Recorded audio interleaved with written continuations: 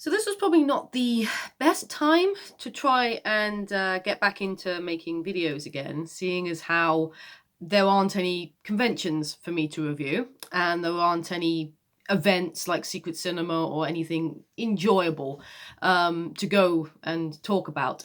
So I'm kind of resorting to doing a lot of movie reviews. As you've seen, I've already done my Star Wars ones, which I will continue once we've got around to watching the original trilogy. So I thought, in between, was there any sort of series of videos I wanted to make? I was actually thinking about making one reviewing wrestling pay-per-views, because I've currently been working my way through every single wrestling WWE pay-per-view since they started with WrestleMania in the 80s. But there are way too many of those to review. Plus, I've already gotten up to 1996, so I wouldn't want to go back and have to review all of those. So instead, I've decided to review some Disney films. Now, the reason for Disney is because, unfortunately, I've had to cancel my Disney trip this year. Well, I say cancel, it's more sort of rebook. I'm not able to rebook it at the moment because you can only book hotels up to about, or at least Disney resort hotels, up until September. And me and my partner have decided we're going to reschedule our holiday for November and October next year. The benefit of that, of course, is that we will be going during the 50th anniversary. Also, we will be going during both Christmas and Halloween, so 2 events in one, so that's really good. So there are a lot of benefits to waiting till next year to go, even though, of course, I spent the entirety of the beginning of the year fantasizing. Every day I would fantasize about what I was going to be doing at Disney and making plans. I had a whole book and everything. And it is very sad that, of course, we could, in theory, go still, but everything that we would want to do, like fireworks, parades, character meets, everything would be so different. And you also have to book which day you want to go to which parks. And plus, we might not even be able to fly there anyway, because I know that there's a whole list of countries. There's a no-fly thing, so I know there's something. So we might not even be able to go to America anyway to even get in the country. But I'm okay with waiting until next year. Because for the reasons that I said. But in the meantime, I thought I would keep myself in the Disney spirit by rewatching, in some cases rewatching, in others actually watching for the first time, the classic Disney films. And when I mean classic, I mean the ones that are counted under the classic, what they call the classic collection. So ones starting from Snow White all the way up to, I think the last one was Moana, that classed as the classic ones. And there's about over 50 of those. And some of those aren't even animated films, which I've normally skipped in the past when I've tried to watch them. So I'm going to include those this time. So yeah, I'm going to review every animated Disney film under the classic series. I've been keeping notes. I actually have a book. It's not a Disney book, but it is in the shape of a D, because I really love the idea of this notebook. Unfortunately, it's not the easiest to write in, because you are lacking in space to actually write. But I've been taking notes on what I liked, favourite songs and stuff like that. So I'm going to share that along the way. And with each video, if I'm able to, I'm going to be joined by a cuddly from that film. And this is obviously Grumpy, because one of the highlights for me for the 7 Dwarves is, of course, the Dwarves, who are kind of funny. And I do like Grumpy. Look at him. He disapproves, but I don't care. So, talking about Snow White. First of all, I never grew up with Snow White.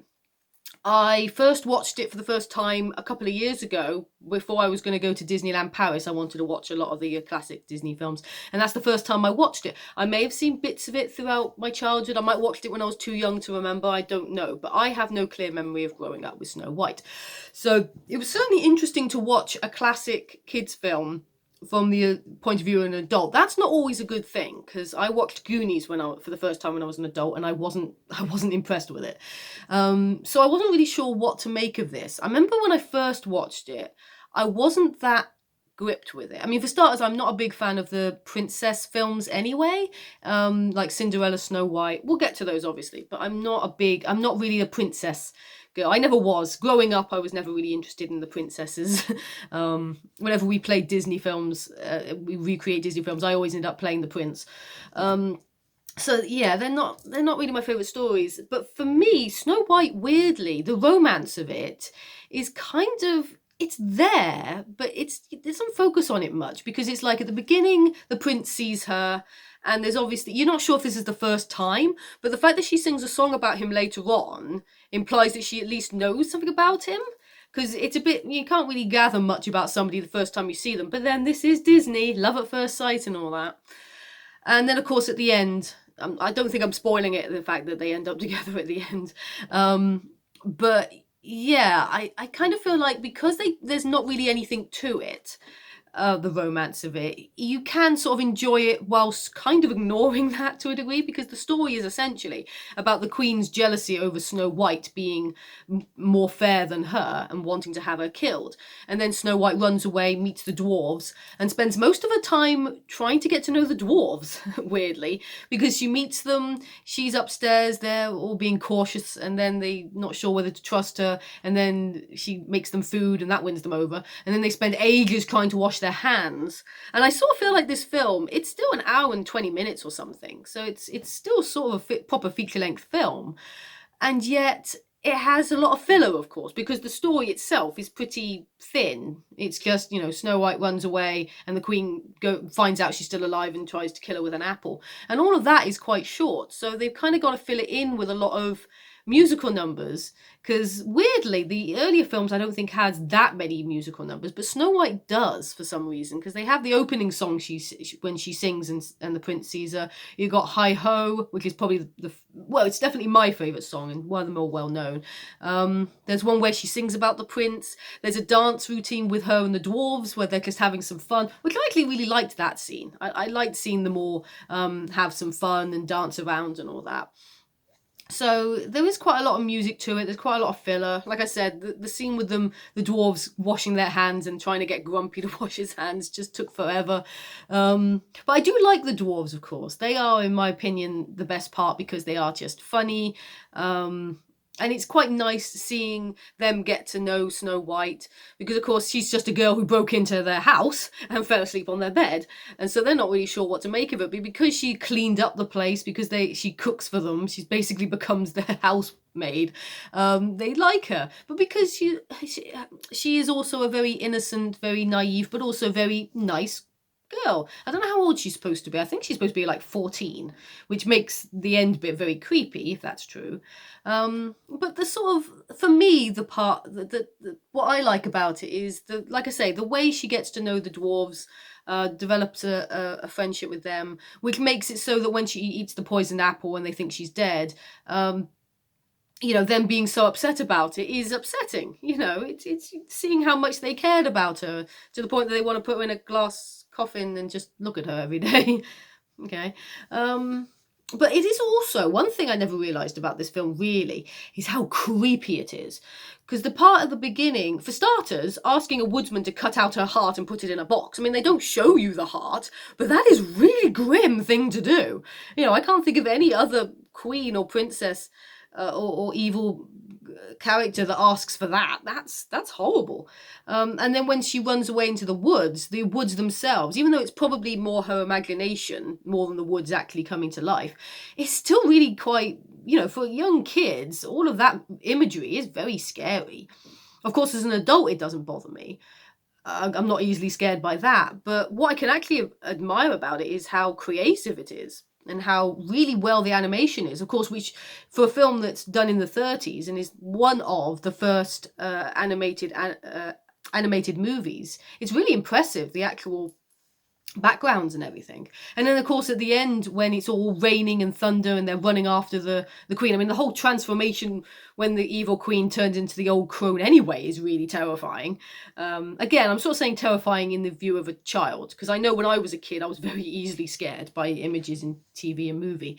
And then of course when she runs up the mountain and the dwarves chase her in the rain and the thunder and all these other vultures even, and then she falls off a cliff, and you can only, again, it's all imagined what actually happened. I mean, she'd die anyway from falling off a cliff, but then a rock falls after her and vultures go down to pick her bones, and it's like, this is all very creepy for such a romantic, well, I say romantic, for such an innocent fairy tale. But then it is based on Grimm's fairy tale, and they're all a lot grimmer than what we know thanks to Disney. It doesn't matter because it's all happy in the end. She finds her prince, he takes her away.